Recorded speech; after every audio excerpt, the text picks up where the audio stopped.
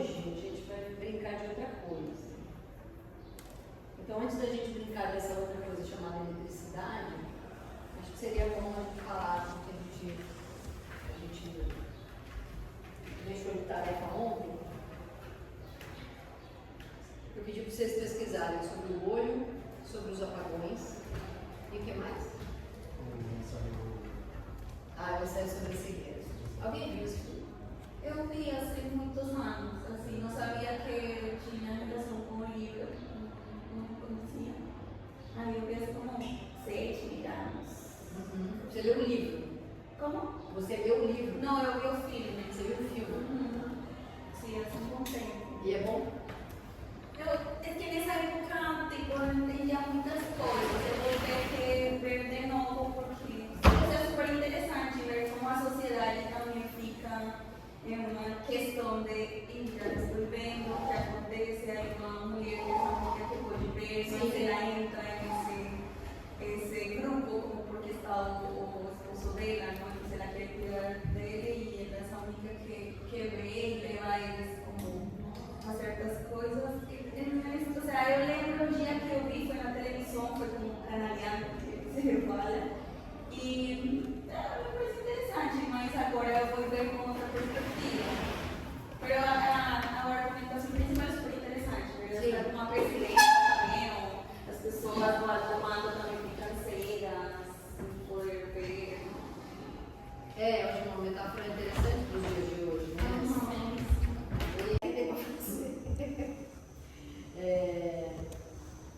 Tá, então falando um pouquinho de Saramago, ótimo. O nosso menino Júlio aqui fez bastante pesquisa sobre o olho humano. Alguém teve condições de pesquisar alguma coisa, ver algo, quer dizer algo? Olá, nossa, por exemplo, pessoas dedicadas. Mas eu vi foi como uma brief, por dizer assim, de uma menina que eu sigo, que ela trabalha as paletas de colores, todo o tema da colorização na vida. E ela estava falando, que me pareceu interessante trazer agora na aula, de que a imagem que a gente vê a partir dos olhos é uma imagem periférica. Nós temos a olhar assim, ou seja, eu estou vendo um pouco o que está acontecendo acá, por mais que eu não esteja, tá? E a conversa era super interessante porque ela falava que as redes, principalmente o celular, mas as redes sociais como o Instagram, nos estão obrigando a ver de uma forma assim, retangular e quadrada. Então ela falava que era como quando os cavalos têm essas coisas, que então a gente está vendo assim, e que agora, há como 2, 3 dias, Instagram abriu como outro sistema, não sei se vocês han visto que agora hay umas imagens que já se podem ver de forma perfeita, que são como uns vídeos, já vão poder subir uns vídeos que se veem assim de forma horizontal. Então me parece super interessante pensar como, sim, como também que vemos não só nas telas de pequenas, sino também como porque os cinemas têm essa infraestrutura e porque nossos olhos têm a capacidade de observar assim tão perifericamente coisas, incluso que não está observando fixamente. Isso foi o que eu... É muito legal. É muito legal. Mas a anatomia é uma coisa. Mas é de alguma maneira anatomia, porque a gente está fazendo mesmo exercício com os olhos, né? Nós estamos com olhos paralisados, talvez. E a gente realmente perde essa sensação de... Inclusive é uma sensação de segurança, né? A gente tem uma visão periférica ampla mesmo. E a conversa é super interessante porque uno fica aqui no celular assim, tá? Que uno não está vendo nada do que está acontecendo ao redor, que ocorrem muitos acidentes, uno está assim caminhando tal e não vê. Então, por que nos obrigam também a ver dessa forma? Então, ter o celular assim, né? O limite do nosso mundo virou esses 60 centímetros do nosso braço, né? É onde a gente vê a profundidade tá aqui entre 15 e 60 no máximo, aqui para tirar selfie. Ontem a gente foi tirar uma foto com uma selfie com o Matheus tem um braço enorme, foi ótimo, o Matheus tem coração. Mas é muito interessante essa conversa sobre isso mesmo, é de uma maneira uma cegueira, é de uma maneira botar a gente dentro de uma caixinha, enquadrar, é um tipo de reflexão importante, difícil de fazer, a gente é muito dependente da tecnologia, E essa é uma conversa infinita, né? Y que uno se pregunta por qué es un cuadrado, por qué las imágenes son de esa forma, ¿no? Y cuando ela falava, não, nosotros temos essa imagem periférica, nossa, sim, uno pode ver muitas coisas e o sistema faz que uno só veja assim um quadradinho, não? Ou no máximo você vê esse quadradinho aqui, tem uma outra tela na tua frente, lá, que você está lá vendo Netflix, então uma telinha aqui está assim, assim, assim. Mas essa multitela também, né? Ou você está com a telinha pequena aqui com o computador escrevendo negócio e vendo a Netflix. É muito louco, a gente está muito multitelado, né? Você está com o WhatsApp aqui, fazendo o seu trabalho da faculdade aqui e vendo um filme que está passando lá, que também de vez em quando é trabalho. E realmente a tua namorada que está na cozinha fazendo um negócio, você não está vendo, né? Porque ela está lá no canto tão longe que você não consegue alcançar. Bem legal isso, cara. Muito bom. E você fez pesquisas biológicas, fisiobiológicas? Eu vi um pouco mais sobre a anatomia do olho, que realmente se compara muito a um projetor, um refletor, assim, tipo, é bem interessante sobre a lente do olho, sobre o funcionamento mesmo do olho. Tem muita coisa a dizer a respeito. É um buraquinho, né, por exemplo, onde entra a luz, né? E se a gente imaginar, quando veja, aqui está saindo luz, né? Mas como a lente da câmera, por exemplo. Quem que estuda cinema aí? Conta um pouco pra gente, então, como é que é a lente de uma câmera, você sabe contar? O mecanismo do olho, eu acho que ele funciona quase do mesmo jeito que a câmera digital, mas da câmera digital que da câmera analógica. Por quê? Porque aqui tem um software, a câmera analógica não tem um software. Então vai conta do software que a gente tem. Que não é que tem uma. Depois tem o diafragma, que é o iris. Depois tem o focus. Que é essa bolinha preta que abre e fecha, é um buraco, né? Isso é muito legal, é um buraco. Depois tem a pessoa que faz o focus, tipo, uma outra lente flexível, tipo que vai definir um pouco a distância do que você quer olhar, isso está mijando dentro do olho. É móvel. Então isso aqui é a parte, a lente. Então esse globinho ocular aqui, na verdade, é o sistema óptico, né? É o que tem a lente e, digamos assim, o buraquinho que é a íris por onde entra a luz, a quantidade de luz que entra ali, e uma outra lente, né? O cristalinho, no caso. Depois, parte mecânica, digamos.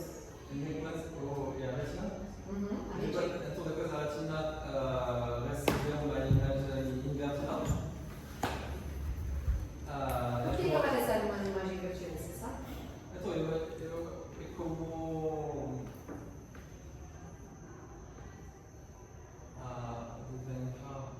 é que você faz a diagonal, você faz isso, não? Então depois você já é como ponto, você tem isso, você está olhando isso, e essa parte vai aqui, e essa parte vai aqui. Dentro da retina, vem aqui. Você vê de cima para baixo e da esquerda para a direita?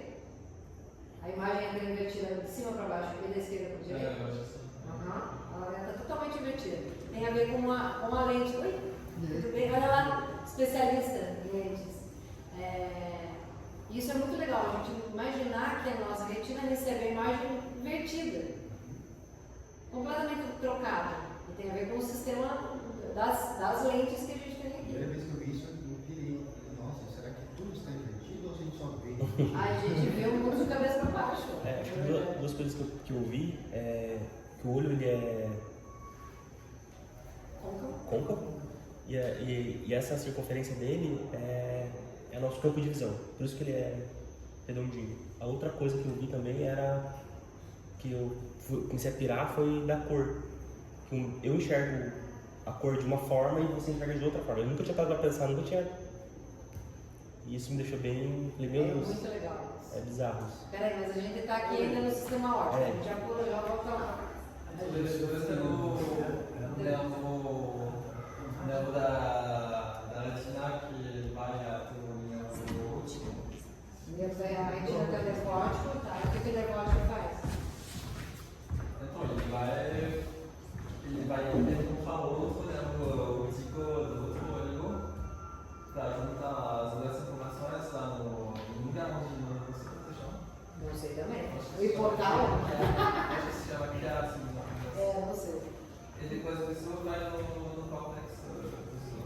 é muito legal. A gente tem duas entradas de luz, né? Ali a câmera só tem uma. Oi, oi. Oi, Tudo bem? Como Eu vai? sou Fernando. Oi, Fernando. Eu Tudo dou bem? aula aqui que vocês falam contigo. Falou sim, Eu claro. estou no curso de vídeo que Gente, Fernando, nós estamos aqui invadindo. Mas é Fernando, nós estamos batendo um papo sobre o olho humano ótimo. e aí estamos fazendo uma associação com a lente da câmera, estamos nesse processinho agora. Fique à vontade, Tá legal. sente-se, puxe uma cadeira, fique à vontade, tá bem? Isso é que a parte de depois é uma outra etapa que você vai fazer no laboratório, que aqui já está, a imagem já existe. E no olho também, se acabar na retina, a gente não tem a imagem. Então é possível que a gente não veja a partir de determinado ponto só. Pode ser que a gente veja até um certo ponto e depois a gente não veja mais. Se a conexão entre os nervos ópticos não se der, a gente pode ser cego ou deficiente visual no nervo óptico para frente, mas a gente pode ter todo o mecanismo do olho funcionando. Ele pode funcionar super bem, as lentes, os músculos podem funcionar super bem, só que a gente não tem a conexão. Então, onde que a imagem está sendo produzida? Essa é um pouco a minha pergunta. Porque saber como ele funciona significa onde a imagem está sendo produzida. Quem está vendo? A gente fala que a gente vê com os olhos. Então, mas é eletricidade. É a parte do movimento que eu falo, né, porque na retina é exatamente a mesma coisa que o cartão. Aham, captura. Não, cartão, o tipo de. O O sensor, né? Então, a retina é o sensor.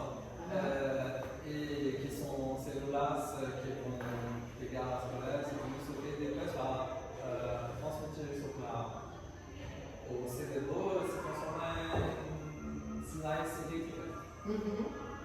Então, se a gente não tiver eletricidade, a gente não vê. Pois é, veja que difícil. A gente fica falando de eletricidade essa da tomada ali, né? Mas tem eletricidade aí no cérebro, legal? Ele fala disso. Mas isso é muito legal de imaginar. Aonde a imagem está sendo feita? Que tem um pouco a ver com o que você estava falando, né, Felipe? Quem que vê essa cor? Quem vê aquela cor? Por que você vê essa ou aquela cor? Por que você vê essa ou aquela imagem?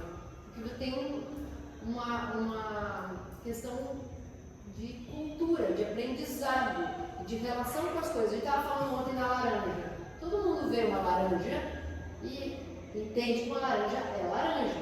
Claro que o teu laranja pode não ser igual ao dele, igual ao dela, igual ao meu. Mas a gente olha a laranja, a gente entende laranja. Ou a gente aprendeu que aquilo é laranja. Claro que a gente aprendeu que aquilo é laranja. Que aquela frequência que vibra naquele objeto redondo, que tem aquele sabor, aquilo é uma cor, laranja. Quer dizer que a cor vibra, de alguma maneira. Que a gente vê uma vibração. Aonde se forma a imagem? Olá, tudo bem? Fica à vontade. Acho que esse é o tipo de pergunta boa de fazer. A gente não precisa entender absolutamente tudo tecnicamente como ela se produz, mas se a gente entender que tem uma questão técnica e uma questão subjetiva, nós artistas estamos lidando basicamente com a questão subjetiva. Só que a gente vai precisar de um aparato técnico para chegar nesse objetivo. Então, claro que eu não vou conseguir produzir no teatro uma imagem que toque ou sensibilize todo mundo da mesma maneira. Mas eu sei que as pessoas percebem mais ou menos as mesmas coisas. Mesmo que a gente seja de culturas e lugares diferentes, a gente percebe as coisas mais ou menos da mesma forma. A gente, todo mundo, né? Nós somos seres humanos, temos necessidades. A gente precisa comer, se deslocar, se apaixonar, né? E é com isso que a gente vai lidar. Então, por exemplo, quando eu penso que eu vou produzir uma imagem para ser captada pela lente, eu vou produzir um tipo de imagem, um tipo de luminosidade, um tipo de ângulo, uma coisa. Eu tenho um objeto. Quando eu vou produzir para o olho humano, eu tenho sensibilidade, eu tenho humor, eu tenho mau humor, eu tenho flatulências, eu tenho maus humores e eu tenho toda a parafernália cultural da pessoa sendo atingida imediatamente. Aonde essa imagem está sendo produzida? Na cabeça da pessoa. É lá dentro, não é no olho. isso que é legal imaginar que é possível ver todas as imagens através das palavras, simplesmente de um livro. É muito legal. A gente não precisa ver as imagens através da lente, a gente pode imaginá-las, porque elas estão aqui. A gente tem um repertório visual suficiente para imaginar essa cegueira branca. E a gente está parando de fazer isso, a gente parando de contar histórias, de imaginar as coisas, porque a gente está vendo tudo, está todo mundo produzindo as imagens e já está chegando tudo pronto, a gente não está se exercitando mais na formação das imagens aqui dentro, porque elas estão vindo todas prontas, e muitas. A gente está exausto de imagem, né? A gente tem que parar de ver. Então, inclusive, eu vou pedir, por favor, desliga aquela duas coisinhas ali para mim.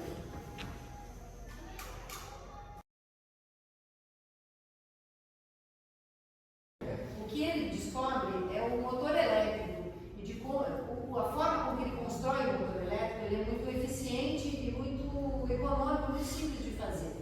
Então,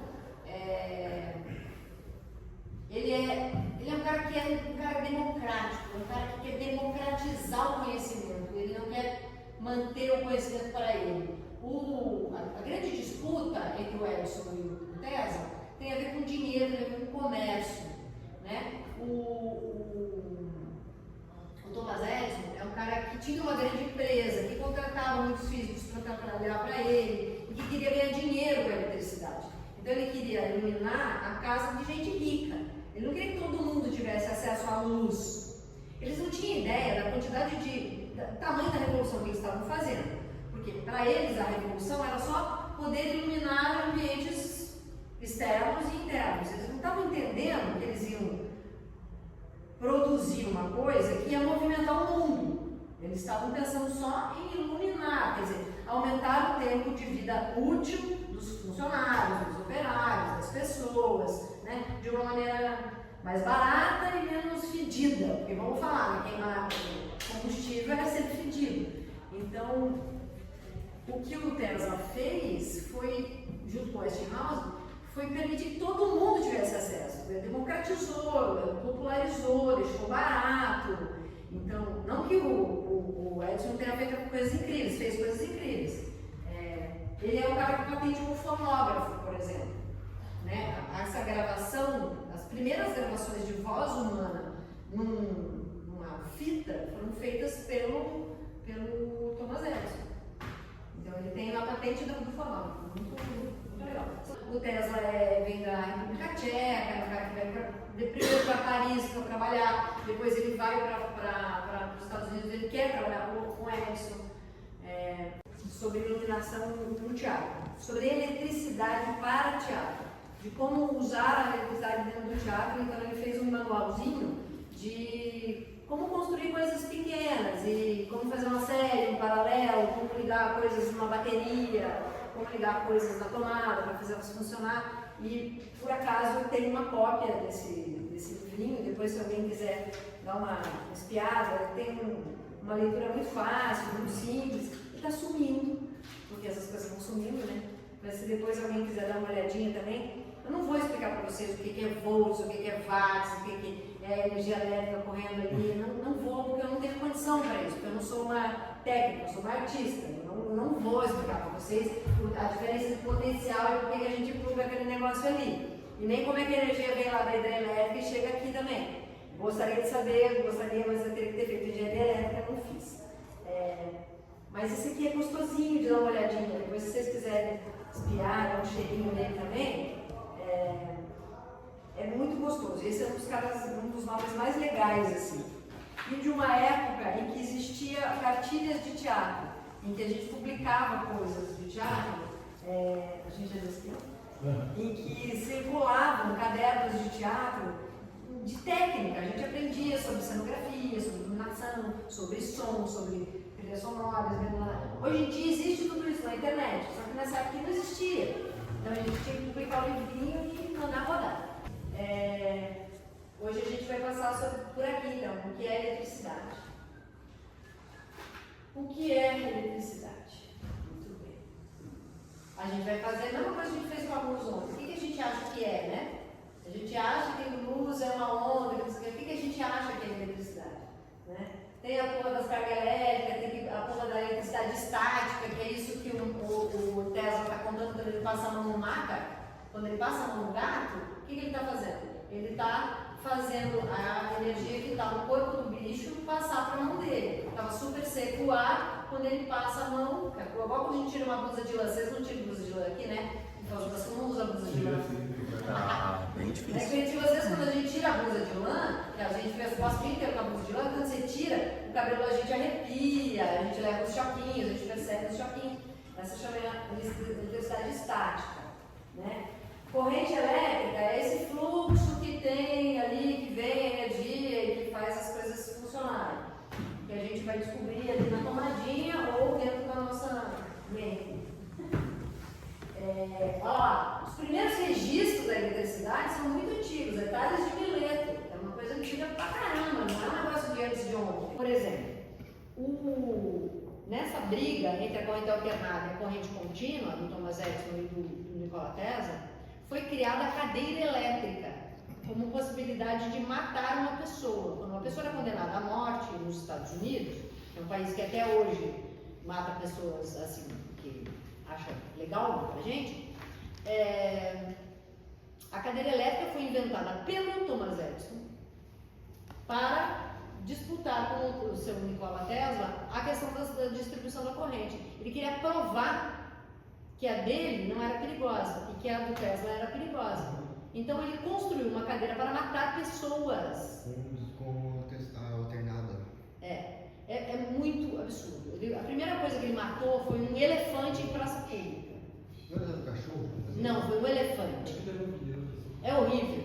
É uma coisa horrível. O elefante não morre, demora para morrer. A primeira pessoa que eles mataram na cadeira elétrica também, o cara não morreu, tiveram que dar uma injeção letal para o cara morrer. É uma coisa. O Thomas Edison, se você falar Thomas Edison para mim, eu vomito, eu nojo desse cara. Mas é que é assim, a eletricidade era uma coisa que as pessoas temiam. Era uma grande mágica, era uma coisa espetacular poder controlar a mágica da eletricidade, mas ela era muito poderosa. E pessoas associadas ao Thomas Edison sabiam do poder dela e, enfim, manobraram ela para que ela fosse o lugar do poder, e o Tesla fez exatamente o contrário, o Tesla e o Westinghouse. Eles não tinham noção do estrago que eles iam fazer no mundo com a Revolução Industrial, que a possibilidade veio através da eletricidade.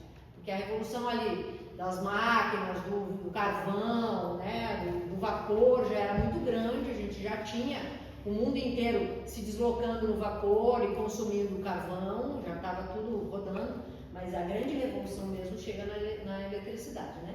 A chegada da eletricidade. Que veio parar nos eletrônicos, veio parar no computador. Você já imaginou? Se não tivesse eletricidade, não tinha computador, não tinha nada. O Nikola Tesla, eu vou passar a noite inteira falando dele porque ele era foda. Esse cara imaginou que era possível transmitir energia sem cabo. A gente precisa de cabo para transmitir energia, né? A gente precisa ter cabo. A gente tem Wi-Fi, não sei o que, tem bateria, mas a gente precisa de um cabo para ligar a porra da luz, para ligar na tomada, né? Para ligar na parede. Liga ali na parede, eu acho muito legal quando a gente fala essa expressão. Ah, pluga ali na parede, não é na parede, né? A gente é na tomada, mas a gente fala que é na parede, mas a gente vai plugar no tijolo. Então ele sabia que era possível uma comunicação e uma troca de energia pelo ar simplesmente, que não era necessário ter um cabo.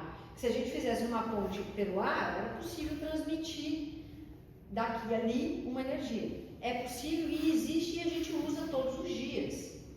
E não é o Wi-Fi e não é a internet. Alguém sabe o que é? Eu sei, mas essa A bateria? professora, oi? A bateria, sim. Sim, é uma bateria, pode ser uma bateria, mas não são umas baterias nem de química e nem não são uma bateria. É o celular? Não. As ondas? Não. Tem um aparelhinho que a gente usa quase todos os dias. O que é? Micro-ondas? Hã? Hoje em dia tem aquele negócio do wireless que você coloca uma coisinha, né, e você mexe. Sim, a gente está falando de comunicação de dados. A gente não está falando de energia elétrica. Estou falando de energia elétrica. Isso é dados também. E ele é um dos caras que pensa como distribuir, comunicar, como fazer a comunicação em massa e ser distribuído para todos os lugares. Você começa a ler o Tesla, você fala, ele está descrevendo a internet. Ele estava lá em 1914 falando da internet. Como era possível que todo mundo se comunicasse com o mundo. Ele descreve o celular, é assustador. Você começa a ler as entrevistas dele, ele descreve o aparelho do celular, que a gente vai olhar para aquele celular daquele jeito, que todo mundo vai falar para todo mundo, que a gente vai trocar uma mensagem instantânea de voz e de imagem. Ele fala isso lá, quando estavam inventando a lâmpada elétrica, ele já fala isso. Mas tem um jeito de transmitir energia elétrica que é muito pertinho, que essas tagzinhas que a gente usa na porta, aquela tag,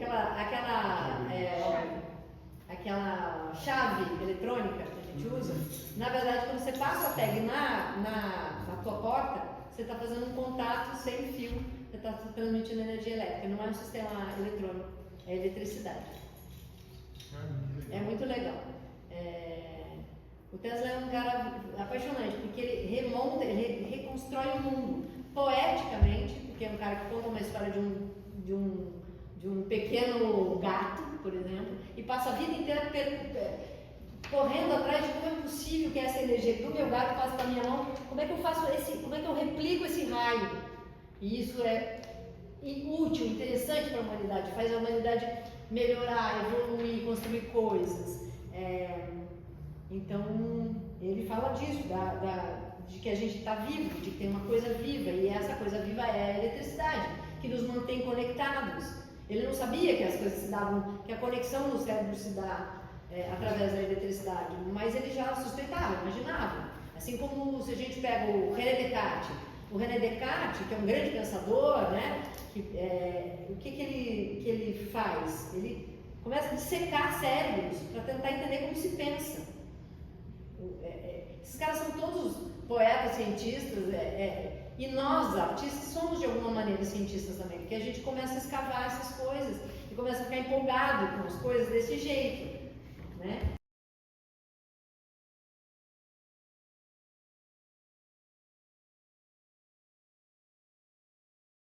A cada dia vamos para o nosso trabalho na esperança de descobrir.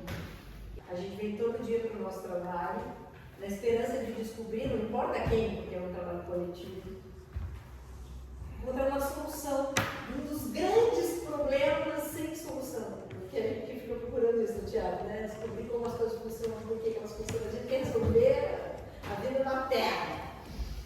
A cada dia que passa, a gente volta na nossa tarefa, redobrada a dor. Mesmo a gente não ter êxito, não ter êxito nunca, a gente volta. O nosso trabalho não é em vão, pois nessas tentativas e nesses esforços, a gente passa horas no escuro de indescritível prazer, direcionando as nossas energias em benefício da humanidade. Mas a gente não faz pela gente, né? A gente faz para o outro. O teatro e a ciência são espaços de altruísmo. A gente nenhum cientista faz o que faz por si, não faz para si, não é para ele ter uma geladeira melhor, não é para ele, ele faz para os outros, é pelo outro, é um exercício da democracia, do altruísmo, do coletivo, né? A gente usa esse trecho na peça e eu uso na boca de um artista, porque eu acho que esse é um discurso de um artista, não exatamente um cientista, só de um cientista. Só um pouquinho, Júlio, já chego lá no apagão. Eu só tenho que passar uma coisinha antes aqui que eu disse. O Nikola Tesla inventou o motor elétrico de indução por corrente elétrica, por corrente alternada. E é esse trezinho aí, ó, que muda muita coisa no transporte, na indústria, é o motor elétrico. E é aquele motorzinho mais simples, gente. É aquele pequenininho que a gente tem no ventilador de casa. O motor do Tesla é o ventilador, é o motor do ventilador. Aquele é o motor que esse cara inventou. Existiam motores muito mais complicados e maiores e mais complexos, mas ele inventa esse motorzinho pequenininho. E ele, enfim, eletrifica todo mundo, todas as indústrias, todo o transporte. Aí aqui vai ter, depois se vocês quiserem olhar com mais calma, como é que funciona. Porque tem uma coisa que chama campo magnético. Alguém já ouviu falar em campo magnético? Eu não sei se é a mesma coisa, mas daqueles dos trens na China agora que eles estão fazendo, É isso? Mais ou menos isso? O que é o campo magnético nas tiras radioaéreas? São 2 ímãs que eles não se encostam, então o trem basicamente ele flutua. Cria Não tem atrito, né? tem atrito. O campo magnético é onde vai gerar o campo, onde vai gerar a energia elétrica. Justamente a rotação entre 2 ímãs ou 2 polos que são opostos, essa diferença de potencial entre um polo e o outro é onde a gente consegue criar energia elétrica. O campo magnético, a gente trabalha com ele o tempo inteiro e a gente não tem noção. Vocês já foram numa peça que já tem um ruído de som que faz zzz, que dá interferência no cabo de som, no cabo de luz? A gente sempre fala, puta que pariu, eu tenho que separar os cabos de som e o cabo de luz porque ele está dando campo magnético, porque está criando indução. O que a gente está fazendo, gente? A gente trabalha com eletricidade. É o que a gente faz.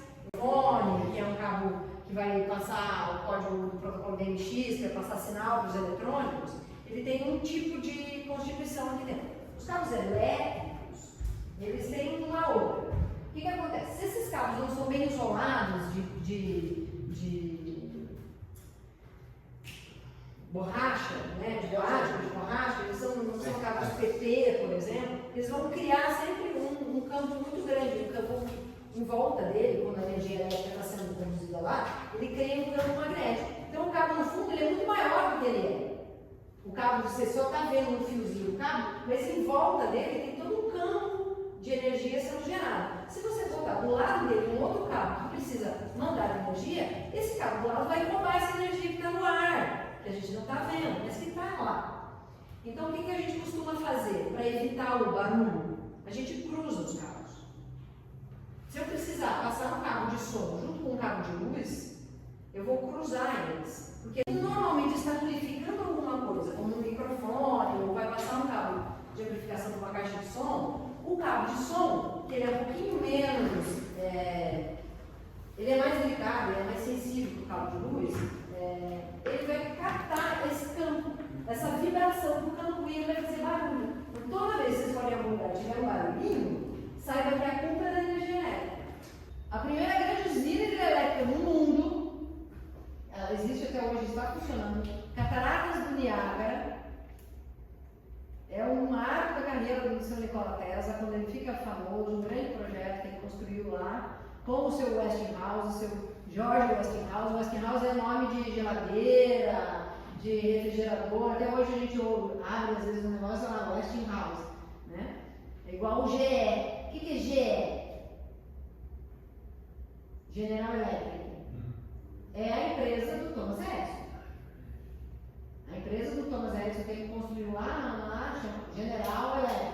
Então todas as lâmpadas que a gente tinha no Brasil até muito tempo atrás, eram ou Osram, ou Osram, ou GE. GE é uma fabricante de lâmpadas até hoje. Do seu Thomas Edison. É tudo ontem, gente. Começou ontem. E, enfim, tem a América do Norte, Estados Unidos, Guerra das Correntes. Tem usina hidrelétrica. Você mora num lugar chamado Foz do Iguaçu. Lá nos idos de 1980 e alguma coisa, aconteceu uma coisa aqui. Você sabe o que foi que aconteceu, né? Pesquisar sobre o que é real e o que é Belo Monte.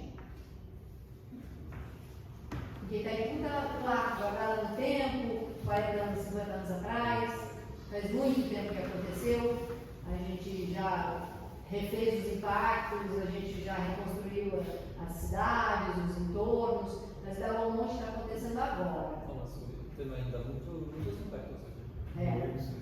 Mas pensa em Belo Monte que é agora, que é recente, que tem, sei lá, 10 anos que Belo Monte está funcionando. Eu gostaria muito de vocês pensarem sobre essa situação, assim, e que vocês me trouxessem elementos para a gente pensar sobre isso. Porque a gente normaliza, a gente acomoda, né? A gente acomoda, Itaipu que dá dinheiro para a gente melhorar a rua, Itaipu que dá dinheiro para construir a ponte, Itaipu que fica sendo obrigada a devolver para a cidade uma merda que ela fez atrás. Que é uma merda benéfica, digamos assim, né?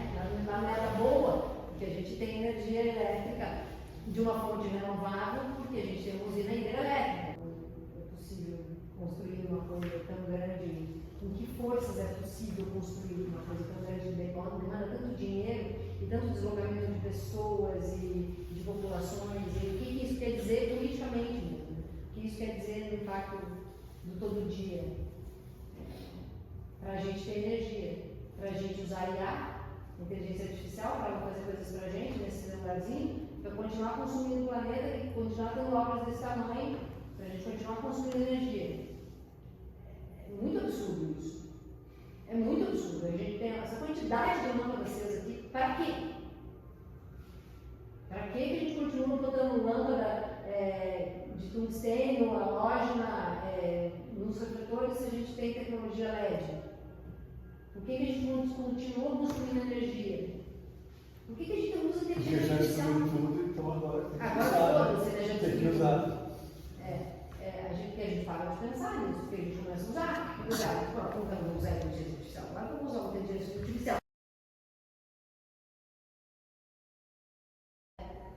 O que é um blackout? Vamos começar. Blackout é aquela situação que a gente viveu agora no começo, que é aquela escuridão, que a gente já falou um pouquinho ontem, sobre a borda, o começo, o fim.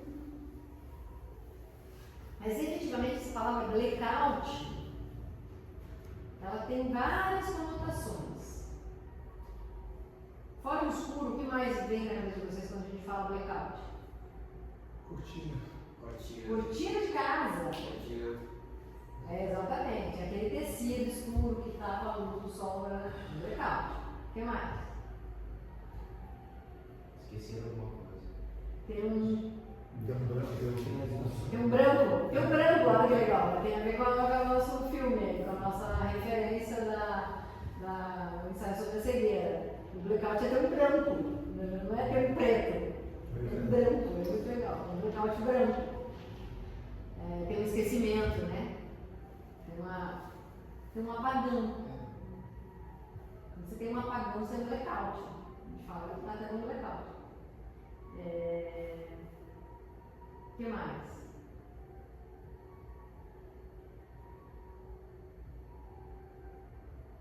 Tem um momento que é muito usado o blackout, vocês talvez não tenham idade para saber, para lembrar.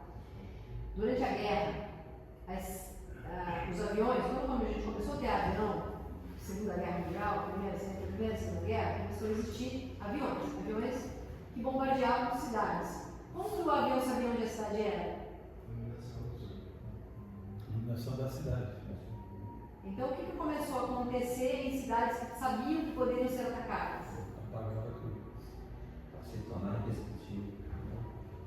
Isso é muito legal, porque é uma estrutura que a gente não imagina, né? A gente acha que a luz é legal, que a luz é boa, a gente precisa da luz, porque ela traz segurança, porque ela traz mobilidade, porque eu posso me deslocar de um lugar para o outro, porque eu posso continuar trabalhando à noite, porque eu posso continuar fazendo comida, me reunindo, encontrando pessoas, mas a luz me entrega, a luz me denuncia, a luz me mostra onde eu estou. Por isso que a gente associa o escuro com o perigo, com alguém que está na surdina, está no escuro, está na sombra, está... Segredo, um segredo, você não está sendo visto. Na guerra, então, mata uma coisa de noite e não nada, porque mata. Exatamente. Esse blackout é bem importante na história do mundo. Muitas cidades foram destruídas porque não estavam 100% apagadas. E era uma coleção de gente que tinha, era um coletivo de gente que tinha que apagar tudo. Então as casas eram assim, ó, fechadas, pintadas, com cortinas blackout. De onde vem a cortina blackout? Não é só porque era uma cortina blackout, porque ela tinha uma função, essa cortina. Tapar a luz para que as pessoas dentro de casa continuassem tendo luz e fazer os bunkers para que os aviões não vissem a cidade.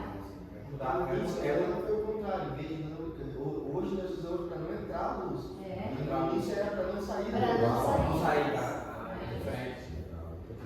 E isso volta lá na nossa ideia original do olho humano, que a gente estava falando, a lente da câmera. O que está entrando, o que está saindo de luz? Se aqui está saindo, lá está entrando. Né? A gente volta sempre nos mesmos assuntos. Então, eu falo uma coisa também, verdadeiro origem ou motivo porque os piratas utilizam o parche aqui no olho. É porque o olho demora um tempo para acostumar na escuridade para ver. Quando um olho já está assim, na escuridade, já está acostumado. E eles entravam no barco para matar o outro, e nesse tempo não tinha iluminação, todo estava escuro.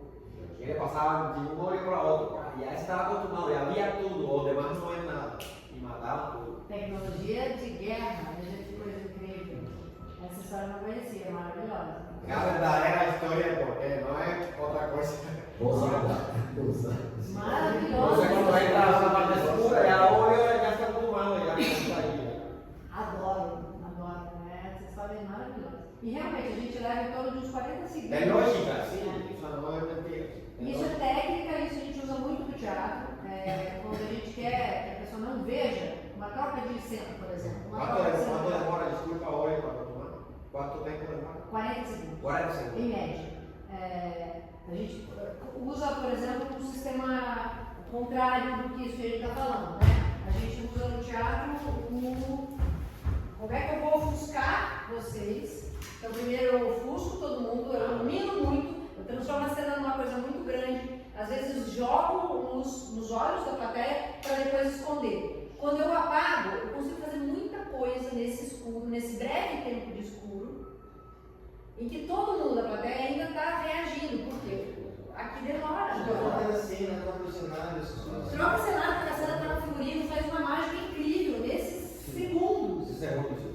Até que todo mundo se acostumou, você acende uma luz e a coisa está lá. Mas quem está na cena, o elenco, ou a equipe técnica, que já está um pouco no escuro, que já está aqui na coxia, já está aqui na... Eles estão vendo tudo. Então a gente joga a luz contra a plateia fica ali um pouquinho, Já fica. né, nessa cegueira branca, ela fica ali na perdida, a pupila fecha, é mecânico. A pupila vai fechar, a pupila quer se proteger. Tem gente que põe a mão na cara, inclusive. Fecha. Quando você apaga a luz, até a pupila abrir, tentar de novo se acostumar, dá tempo, ó, um técnico maravilhoso, vai fazer muita coisa. Apagões, blackouts, famosinho. Blackouts. Eu vou ler um blackout aqui, um fato histórico. No dia 9 de novembro de 1965, um blackout de 14 horas atingiu os Estados Unidos e o Canadá. Era a hora do rush, os semáforos se apagaram, os metrôs pararam, assaltos, estupros e mortes. Hospitais inteiros entraram em colapso, respiradores estancaram. A gente viveu esse apagão. Elevadores estacionaram entre andares. Olha o que a eletricidade faz, né? Por coincidência, essa foi uma data escolhida por Juscelino Kubitschek. Conhecemos o senhor Juscelino Kubitschek. Para quem não é brasileiro, Juscelino Kubitschek é o presidente do Brasil que constrói Brasília na década de 50. E é o cara que promove a vinda dos automóveis para o Brasil, o cara que facilita muito a indústria automotiva vir para o Brasil. Foi por coincidência que nessa data escolhida, dia 9 de novembro de 1965, o JK, que construiu Brasília, que ele escolheu para se exilar nos Estados Unidos. Ele também ficou preocupado com a falta de luz e com o pouso da sua aeronave. Porque se um aeroporto não tem eletricidade, não tem energia elétrica, não tem luz. Nos aeroportos as pistas se escureceram e os aviões ficaram mais sérios, com poucos litros de combustível. Então, eles desligaram. A noite do apagão resultou num sequestro de 400 pessoas, todas opositoras do regime militar, que havia tomado o poder há 4 meses. Há relatos de tortura e mortes, e até hoje 33 pessoas continuam desaparecidas. Como você disse, as hidrelétricas talvez sejam projetos militares com outros objetivos que não distribuir energia.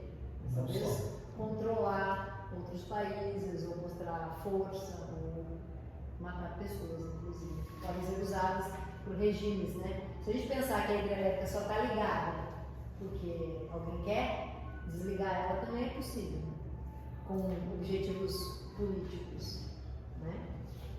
Então a gente está na mão de muita gente, porque se isso aquilo ali é desligado, aquele motorzinho ali é desligado, o negócio pode ficar complicadinho do nosso lado. Vamos lá. Em 2020, o Amapá é um estado do Brasil, bem no norte do Brasil. É um estado que a gente quase não conhece, a gente nunca vai ao Amapá, é muito raro, a gente do sul, do sudeste ali é o Amapá. Vamos lá, 2020. O que acontecia em 2020? Pandemia. O Amapá presenciou o pior apagão da história do país. Quase todas as cidades ficaram sem energia elétrica por 20 dias. Calamidade pública, estado de emergência, geradores elétricos foram despachados em voos da FAB, da Força Aérea Brasileira, geradores elétricos, e foram feitos severos rodízios de fornecimento de energia. Houve uma epidemia de diarreia causada por alimentos não refrigerados. Aqui, esse é um fato histórico muito grave de apagão, em que o governo do Brasil, na época, que era um governo ditatorial, de direita, Bolsonaro, não ajudou a coisa voltar a funcionar, né? Então, tem muito a ver com o que você falou. Não, a energia elétrica não é uma coisinha só fácil e legal. Quando ela não tem, Inclusive, você falava tanto de pandemia nessa época que esse fato foi meio que apagado. Foi verdade. Porque eu realmente não sabia. Não, porque não chega, né? A comunicação não chega. Imagina se fosse em São Paulo, né? 2023. Tem 2023, a história de São Paulo. São Paulo ficou sem uso muito tempo também, 2023. Eu não tenho essa Foi aqui. um pouco difícil, né? Em relação A de 23 de São Paulo eu não tenho. Às 8h15 da manhã do dia 6 de agosto de 1945, alguém tem ideia do que era agosto de 1945? Segunda Guerra. Não, ditadura, né? Segunda Guerra Mundial, né? Às 8h15 da manhã do dia 6 de agosto de 1945, nasceu um segundo sol sobre o Japão. Hiroshima e Nagasaki. 3 dias depois, uma nova estrela se fez e quem escapou vivo relatou um brilho muito intenso, o brilho mais intenso já visto. O ser humano aprendeu a fazer de átomos o Sol. Aprendeu a matar milhares com um espanto de uma luz, com um flash, um boom. O ser humano aprendeu que não existem filhos de deuses que sejam capazes de enfrentar pedaços de átomos. E tudo mudou, absolutamente tudo mudou depois disso. A gente estava falando do blackout, a gente estava falando do blackout branco, a gente estava falando sobre o controle de elétrons e fótons, e esses caras estão falando do apagão. É um apagão brilhante, que é uma bomba, é um puta do brilho, que mata tudo, né? Essa peça é muito forte, assim, eu acho essa construção da tragédia muito legal. Ele começa num apagão ordinário, que é um apagão de semáforos, né? Que chega num apagão de saúde, um apagão que mata pessoas, até que ele chega nesse apagão da bomba. Enfim, no dia 7 de outubro de 2023, ontem, uma nova guerra explodiu na faixa de Gaza. O movimento de resistência islâmica, o Hamas, invadiu Israel pela fronteira mais vigiada do mundo, causando cerca de 1.300 mortes e sequestrando 200 pessoas. A retaliação foi brutal e centenas de mísseis foram jogados sobre Gaza diariamente. São jogados sobre Gaza diariamente. A guerra ocorre também por terra, a invasão das tropas israelenses, e nesse momento já matou milhares de palestinos. Israel cortou o quê? a entrada de comida, de água, de internet e de energia na faixa de Gaza. Os hospitais estão colapsados. As cirurgias são feitas com lanternas de celular. O cheiro de carne podre toma conta das cidades.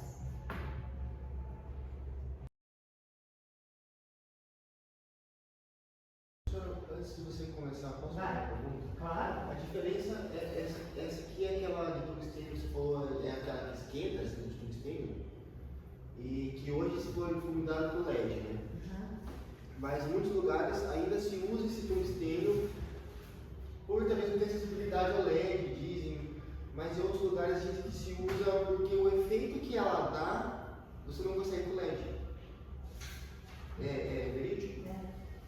As lâmpadas incandescentes, que são as halogênicas, as tungstênios, que é a lâmpada que estamos vendo, que é a lâmpada incandescente? A lâmpada incandescente é um bichinho simples assim. Lembra que a gente ficou falando o que é um refletor hoje, né? Trazia-se uma lâmpada Júlio.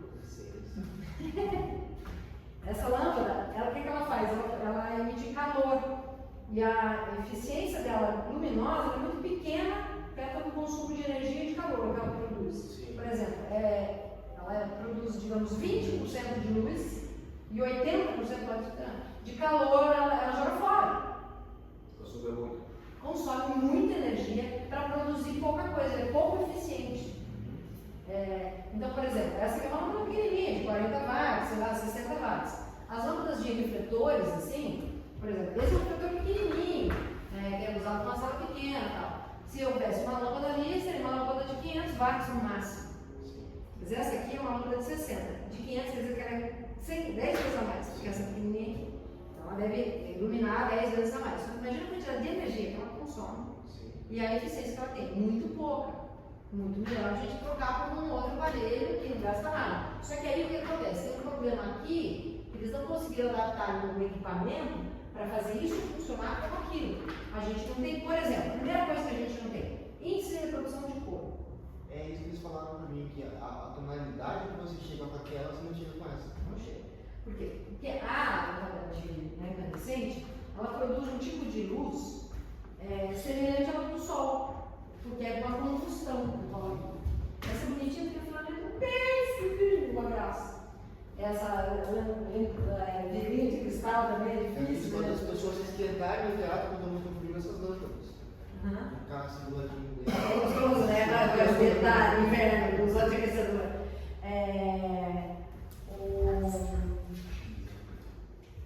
Esse bocal, essa rosca, primeiro da obra do Sucrosés. Elas têm nomes de Edison. Essa aqui é uma E13 ou E14, não sei. A que a gente mais conhece é uma E27. Já foram comprar uma lâmpada no bocal E27?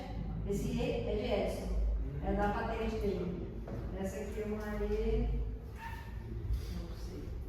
Uma E14, hoje em dia tem adaptador para isso, sei lá. Enfim. E14 para lustres, para usar aqueles lustres que tem um monte, daí usa um monte dessas, essas velhinhas que a gente chama.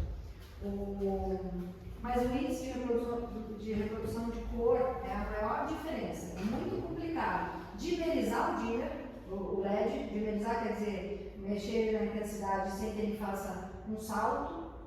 O LED tem uma tendência a saltar, a lâmpada quente Mesmo com potenciômetro, talvez.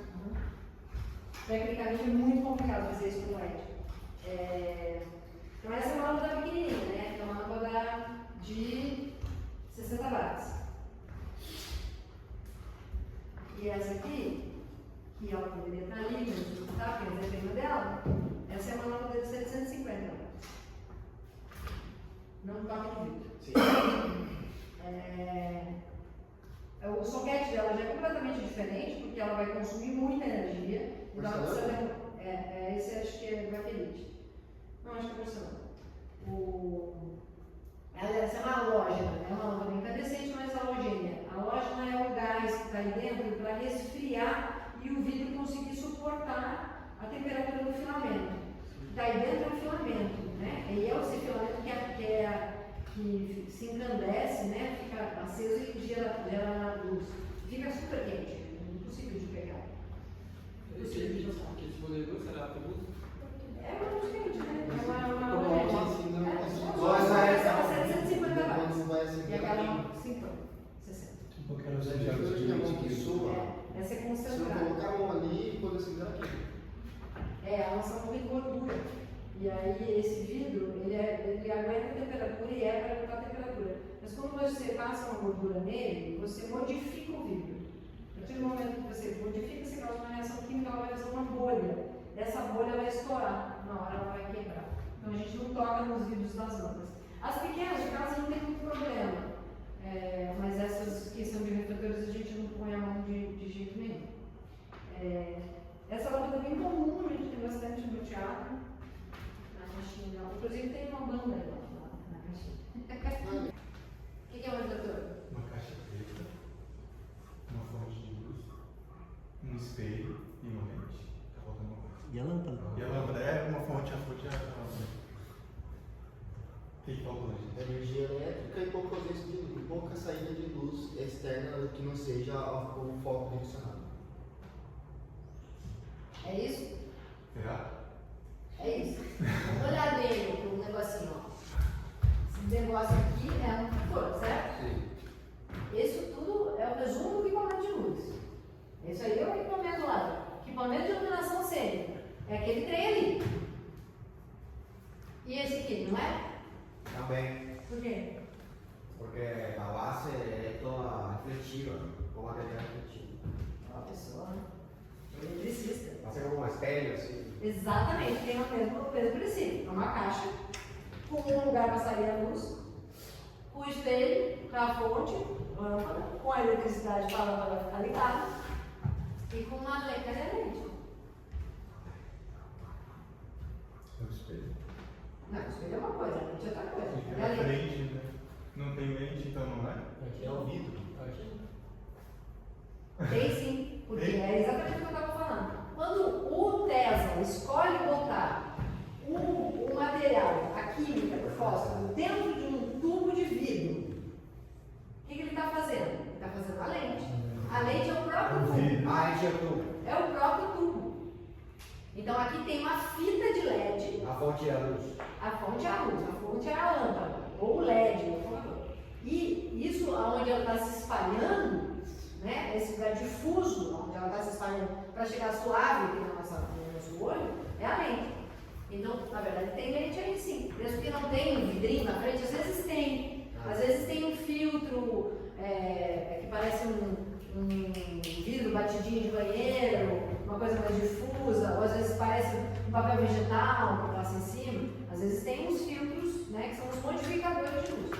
Mas no fundo, um equipamento de teatro não é nada mais do que aquilo ali. Digamos, como é que a gente fala isso? Ele é o exemplo mais simples e o mais completo do que é um equipamento de iluminação no teatro. Ele é uma caixa.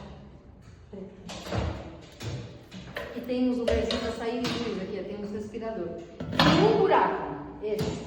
Então a gente, para que tem um buraco? Porque a gente quer que a luz saia num certo sentido, para uma certa direção. Se eu quiser direcionar lá para o Fernando, se eu quiser direcionar para o Beto, para isso que serve a caixa ter uma direção. Quando a gente quer que ela seja muito ampla, muito aberta e muito difusa, eu não preciso de um produto tão pequeno. Eu uso uma coisa maior, uso uma fonte maior, uma caixa maior. Aí o que a gente falou que tinha? O buraco, a caixa preta, o buraco. A fonte lá. A fonte nós O estamos espelho. sem. A fonte nós estamos sem, mas nós vamos arrumar. Ela vai chegar uma hora ou outra. O espelho. O espelho. Um espelho. Tá aqui atrás do espelho. Aí tem um espelho, o que mais? A lente. Tem uma lente, não dela. Cara, que ela tem. Nossa, gente, amanhã eu vou estar sem ferramenta, né? Será que eu não trouxe na mala? Eu tenho um novo. Uma lente. Olha que amor. Ela é plana de um ladinho, esférica do outro, tá? Plana e convexa. Aí ela tem que mais? Não? Eita. Você que falou. Eu falei? Falei. Quem mais estava falando? Caixa, buraco, Espelho, lente. A lâmpada. Lâmpada, espelho, lente. A lente. Então você já desculpa. Tem um mecanismo para aproximar e distanciar. Aí é outros detalhes. Qualquer refletor vai ser assim. E aí todos os refletores têm as suas especificidades. A maioria dos refletores tem especificidades como um filtro que eu posso pôr na frente para modificar a luz. O que eu vou modificar? Vou modificar a cor. Lembra ontem que eu botei gelatina, colorido, filtro colorido na frente do projetor? Mesma coisa. E esse framezinho serve para a gente colocar os filtros coloridos aqui. Os filtros podem ser de cor ou podem ser de difusão. Tem várias graduações de cor, várias graduações de difusão. Não são papel celofane. Se botar papel celofane, derrete. Tem que ser gelatina. Gelatina foi desenvolvida para aguentar o calor. Lembra daquela menininha, a Louis Fuller, que tinha investigado químicas e materiais para colocar na frente dos refletores, gelatinos e vidros coloridos para colocar na frente e modificar a luz, tá?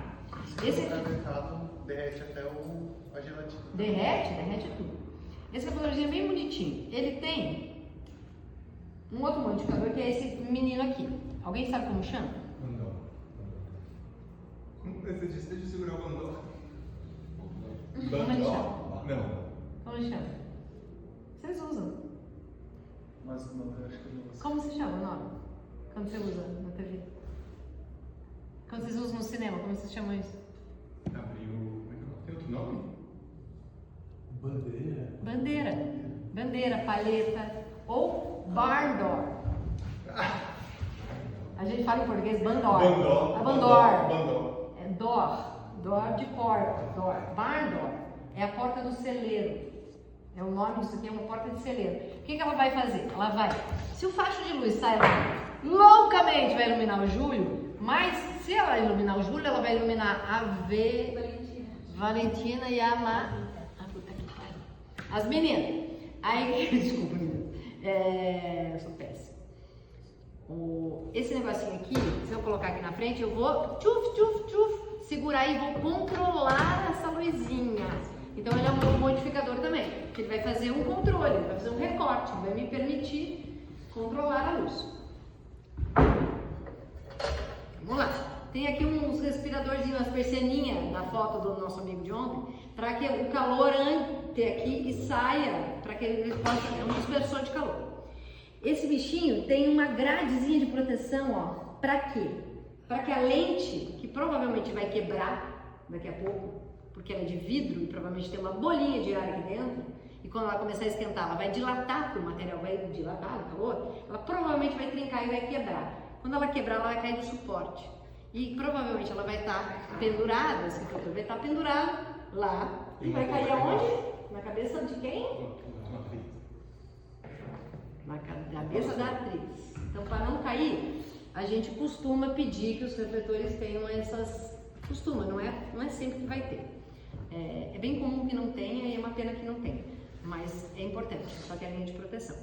Aqui na caixinha eles fizeram um suportezinho para caber o framezinho, que é o porta-gelatina, ou a gente chama popularmente de castilho. Castilho. O castilho, também, a gente chama também de castilho. A gente põe ele aqui nesse como é que chama? Esse suportezinho aqui, nesse trilhozinho. Ou esse trilhozinho serve para botar o barn door. Para botar a paletinha também, tá? Pode ir ali na frente. E aquela borboletinha que você mostrou ontem? Filtro, né? Filtro. Como é que fala filtro? Não é filtro, não. Ela vai ali naquele negócio também? Quem? Você mostrou um... A borboletinha? O gobo. O gobo não entra nesse projetorzinho aqui, não. Sem refletorzinho, não. Tem uma coisinha bonitinha aqui atrás, chama espelho. Ela tá atrás da lâmpada. O soquetezinho tá aqui sem a lâmpada, ó. Tá vendo? É um soquete diferente daquele soquete de rosto. É um soquete de 2 pininhos só. Eu vou encaixar aquela lâmpada que vocês estavam na mão, uma prima daquela. Essa aqui é uma T18 que a gente chama. Ela é bipino, então a gente vai só encaixar os 2 pininhos da bipino aqui na frente do espelho. E esse espelho, ele anda, ele é fofinho, ele tem carrinho. Ele anda para frente e para trás. O que acontece? Só quem não sabe não tá.